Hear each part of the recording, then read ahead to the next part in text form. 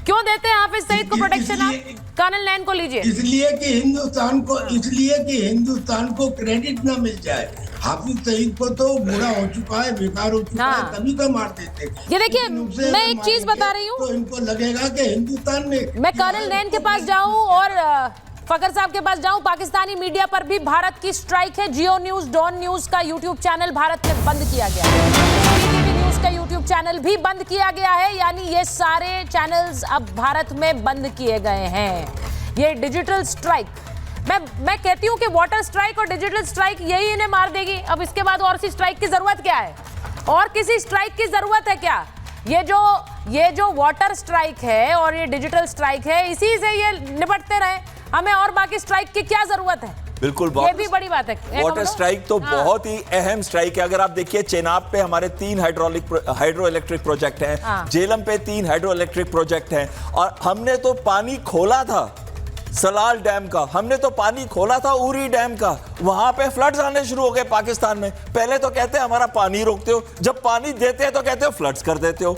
लेकिन ये याद रखिएगा आप कि इंडस वाटर ट्रीटी को सस्पेंड करने से जो आपको नुकसान होने वाला है 25% जीडीपी पे इफेक्ट करेगा। और आपके जितना भी एरिया सिंध का नॉर्दर्न है और पंजाब के कैनाल्स आपको कुछ नहीं कर पाएंगे। पानी नहीं होगा तो कैनाल्स कहां से चलेंगे? और उस समय देखना, सिंध भी अलग होने की सोचेगा, बलूचिस्तान तो सोच ही रहा है, तहरीके तालिबान पाकिस्तान भी घुस चुका है। और आप जो खैबर पख्तूनख्वा में सायरन बजा रहे हैं, वो आपसे ये पूछ रहे हैं, जहां बजाने चाहिए वहां तो बजा नहीं रहे, और जहां नहीं बजाने चाहिए वहां बजा रहे हो। हाँ भाई, ये सायरन, अरे सायरन पे कुछ नहीं बोले थी वो जी, बात पलट दी उन्होंने। सायरन पे कुछ नहीं बोल रहे, सायरन बज रहे हैं वहां पर।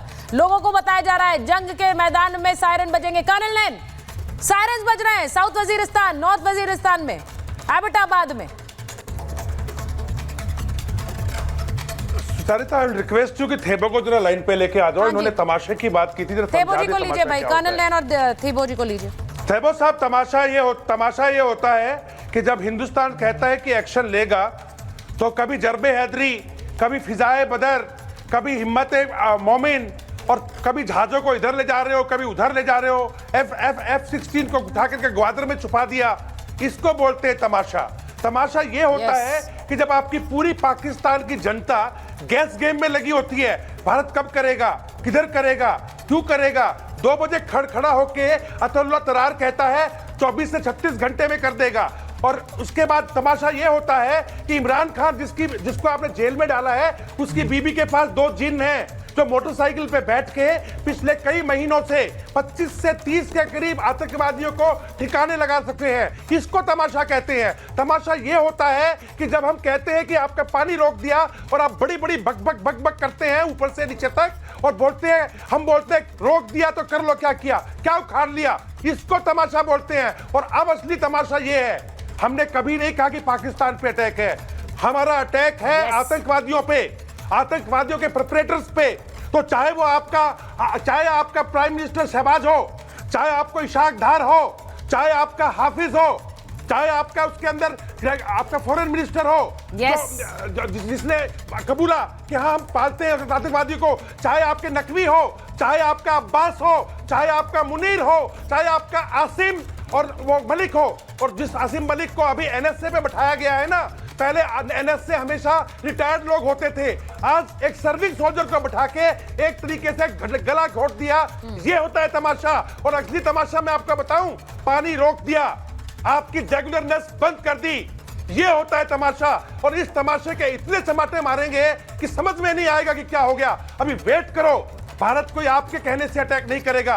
पूरी दुनिया ने कहा युद्ध मत करो, हमने बोला हम कब ने युद्ध की बात कर रहे हैं, हम कह रहे हैं आतंकवादियों को नहीं छोड़ेंगे। और पाकिस्तान ने, कर्नल नैन, आपने बिल्कुल सही ने समझा दिया कि तमाशा क्या होता है। जो ये अभी घर में कर रहे हैं अपने, वो तमाशा ही है।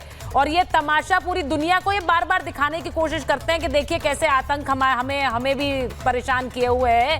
ये आतंक को पालते हैं और उसके बाद दूसरे पर आरोप मढ़ देते हैं। अब यूएई से भी गुहार लगा रहे हैं, ये भी चलाइए जरा।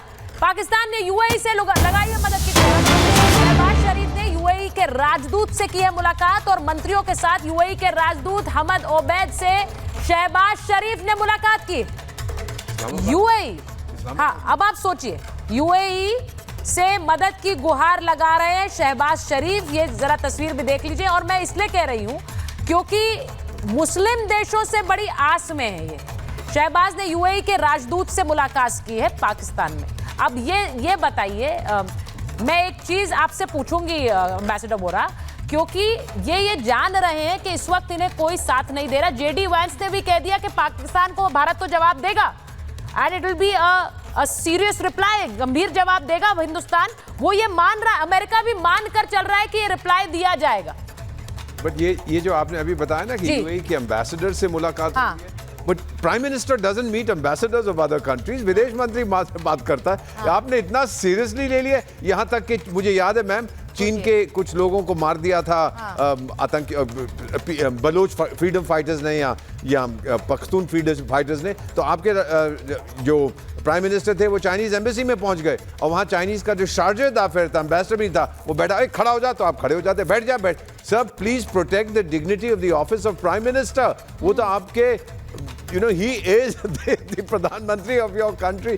क्या ये चीजें हो गई हैं कि राजदूत has access to the fellow? हमारे यहाँ तो नहीं होता। फॉरेन सेक्रेटरी से मिलिए, मैक्सिमम विदेश मंत्री से मिलिए। What is this कि आप उसको बुला रहे हैं कि मेरी मदद करो? ईरान से कहते हैं आप मध्यस्थता करो। Otherwise, why would the Iranian foreign minister make such a offer कि I'm ready to mediate? हमने कहा कि आप तकलीफ ना करें, आपकी जरूरत पड़ेगी तो हम बुला लेंगे।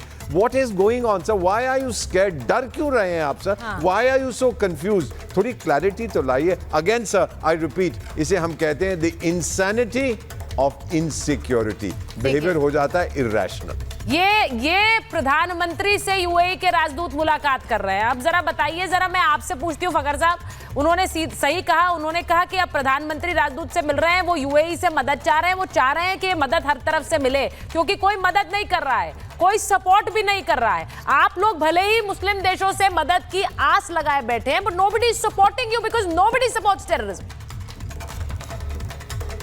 देखें, अगर आप ये बात कर रही हैं सुचारुता, तो अभी चाइना के फॉरेन मिनिस्टर की पाकिस्तान को कॉल आई, उसके बाद टर्की से कॉल आई, सऊदी अरेबिया के फॉरेन मिनिस्टर की कॉल आई, और 24/7 एक हॉटलाइन पे हमारा कांटेक्ट है रियाद और इस्लामाबाद के दरमियान। ये बोले ना कि कोई नहीं बात कर रहा, सारे लोग बात कर रहे हैं। ये चाइना से तो आपका वैसे भी हॉटलाइन रहता है 24/7, उसमें नई बात क्या है मुझे बता दीजिए। चाइना के साथ आपका 24/7 हॉटलाइन है कि नहीं है? दूसरी बात, जो आप लोग अपने गंगा हाईवे के ऊपर आप लोगों ने आज जहाज उतारे, पाकिस्तान का पहला motorway M2 Islamabad to Lahore build up हुआ था 1998 में, और 2001 में पहली दफा उसके ऊपर पाकिस्तान के फाइटर जेट ने लैंडिंग और टेक ऑफ की है। इसलिए मैं आपको बता दूं, पाकिस्तान के पास मतलब आप ये बता रहे हैं कि पाकिस्तान बहुत टेक्नोलॉजिकली एंड मिलिटरीली बहुत एडवांस्ड है। छुपाने की बात करते हैं ना, तो F-16 इंतजार में खड़े इंडियन एयरफोर्स के फखर साहब ये बता रहे हैं, रिस्पॉन्ड करेंगे। फखर साहब ये बता रहे हैं, मेजर जनरल सिन्हा वो ये बता रहे हैं कि पाकिस्तान मिलिटरीली बहुत एडवांस्ड है। आप हमें कहां पीछे धकेल रहे हैं?